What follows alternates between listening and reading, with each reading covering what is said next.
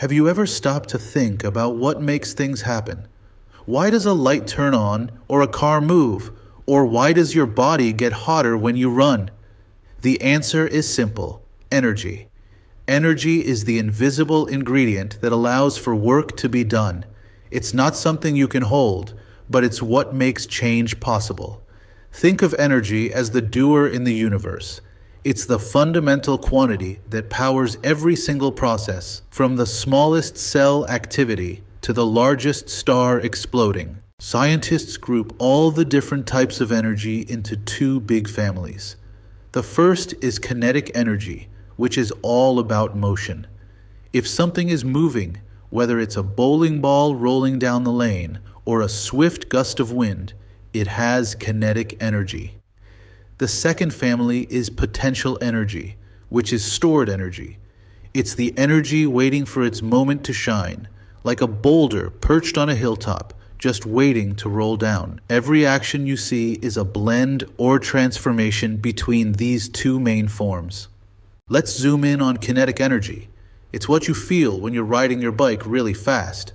The key idea here is that kinetic energy depends on two things: mass and velocity. Imagine two runners. One is a featherweight sprinter, and the other is a heavyweight football player. If they run at the same speed, the heavier football player has more kinetic energy because he has more mass. If they have the same mass, but the sprinter runs twice as fast, the sprinter has more kinetic energy. To be exact about it, we use a neat little equation: Ke equals 1/2 times mass times velocity squared. Don't let the math scare you. It just confirms our common sense. The m is for mass, like the weight of the object, and the v is for velocity, or its speed. Remember this formula because it's a bedrock of physics. It shows us exactly how to calculate the power of motion. Here's a crucial point about that formula. Look closely at the velocity squared part. Because the velocity is squared, a small increase in speed results in a huge increase in kinetic energy. Think about a minor fender-bender car accident versus a high-speed crash. If you double your speed, your kinetic energy doesn't just double, it quadruples. That's why speed limits exist, and why going just a little bit faster can have massive consequences. Velocity is the powerhouse of kinetic energy. Now let's switch to potential energy. The word potential means something that can happen. Potential energy is energy that is stored up, ready to be released and converted into kinetic energy. It's like charging up a battery. That energy isn't being used yet, but it has the potential to power your phone. Potential energy can be stored in many ways, but the most common one we talk about is due to an object's position, like its height. When you talk about a book sitting on a shelf or a skier at the top of a mountain, you're talking about gravitational potential energy. Gravity is pulling down on these objects, and because they are elevated, they have stored energy. The higher the object, the more work gravity could do on it if it were released, so the greater the potential energy. It's easy to see this in action. Which has the potential to do more damage? A basketball dropped from your hands, or the same basketball dropped from the roof of your house? Clearly, the one dropped from the roof. We can calculate gravitational potential energy with another simple formula: Pe equals mgh, which is mass times gravity times height. This equation makes sense, right? The heavier the object, more mass, m, and the higher up it is, more height, h, the more potential energy it has. The g is a constant number for gravity on Earth. If you lift a heavy backpack to the top of a flight of stairs, you are doing work and increasing its gravitational potential energy. Gravitational potential energy isn't the only kind, though. Have you ever played with a slingshot or bounced on a trampoline? That's elastic potential energy at work. This is the energy stored in objects that are stretchy or squishy, like a rubber band that's been pulled taut, or a compressed spring in a toy. The harder you stretch or squeeze the object, the more potential energy you load into it, ready to be snapped or sprung back into motion. Another major type of potential energy is chemical potential energy. This is the energy stored right inside the bonds that hold atoms together to form molecules.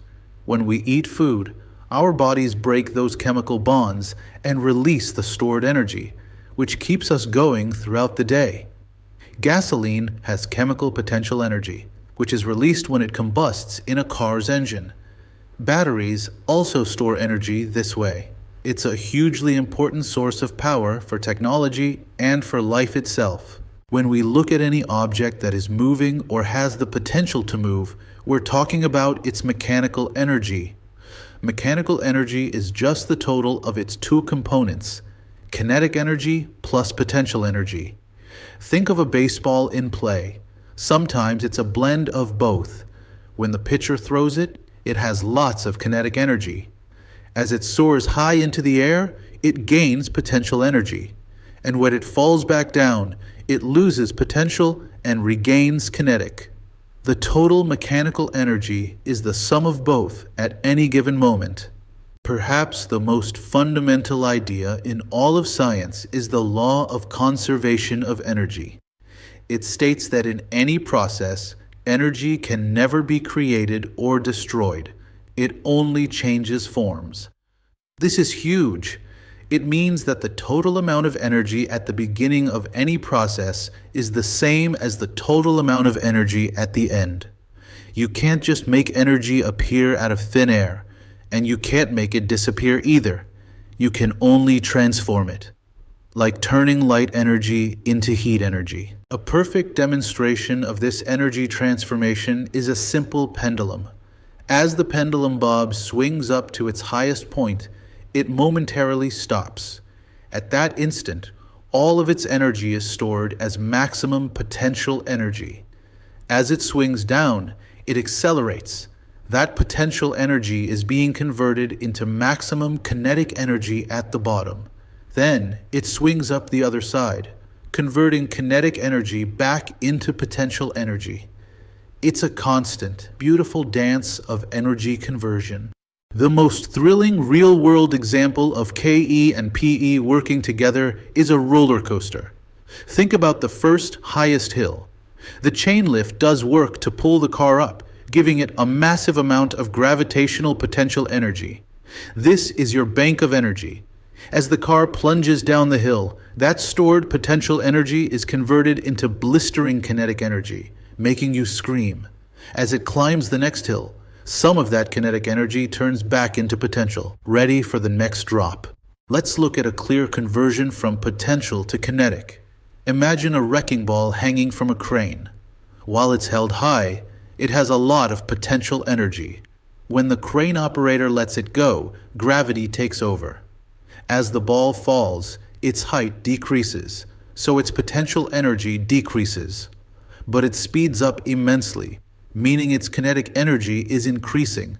The loss in potential energy is precisely equal to the gain in kinetic energy, all the way up until it hits its target. The reverse is also true. Kinetic energy can become potential energy.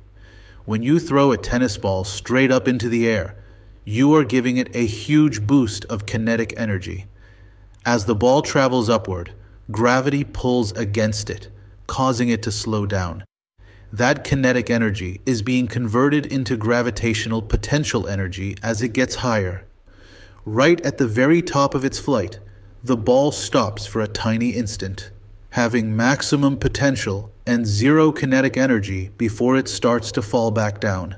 The energy transformations we see in power generation are massive applications of these concepts. Hydroelectric dams are a prime example. The water stored behind the dam has huge gravitational potential energy. When it's released, that PE is converted to KE as the water rushes down and spins massive turbines. These spinning turbines then convert the mechanical energy into electrical energy that powers your home, whether it's burning coal or releasing water. It's always one form of energy turning into another to do work. In the real world, things are never quite perfect, and that's because of friction. When the roller coaster car slides down the track or the pendulum moves through the air, it's constantly rubbing against something. This rubbing, friction, converts some of the valuable mechanical energy into thermal energy or heat. Think about rubbing your hands together vigorously. They get warm, right? That heat is the lost mechanical energy. But remember, the total energy is still conserved. It just left the useful mechanical system as heat. So, where does the energy come from in the first place? It comes from work. When a scientist talks about work, they mean applying a force to an object over a distance. If you lift a heavy box, you are doing work on it, and that work increases its gravitational potential energy. If you push a shopping cart to get it moving, you are doing work on it and increasing its kinetic energy. In simple terms, work is the mechanism by which energy is transferred or changed. Understanding kinetic and potential energy is key to understanding the world around you. Everything that moves, falls, runs, or explodes is governed by these principles and the law of conservation of energy. Energy is the universal currency of change, constantly swapping back and forth between its stored and moving forms. Keep looking for these energy transformations, whether it's in a trampoline, a campfire, or even just you walking to class, and you'll see that physics is everywhere.